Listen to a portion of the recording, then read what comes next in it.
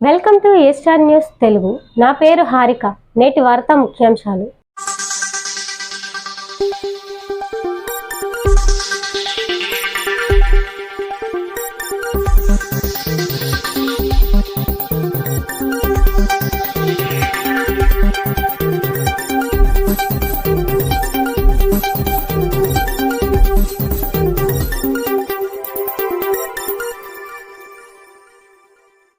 విశాఖలో sand hills కొండపై వేంచేసి ఉన్న ప్రముఖ పుణ్యక్షేత్రం శ్రీ రమా సాహిత సత్యనారాయణ స్వామి వారి దేవస్థానంలో పౌష్య పౌర్ణమి సందర్భంగా గురువారం తెల్లవారుజాము నుంచి ధ్వజస్తంభంకు పూజలు నిర్వహించారు.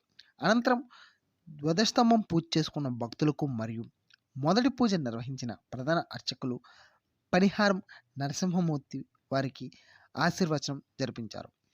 ఉదయం 4:30 నుండి సర్వదర్శనం కల్పించారు.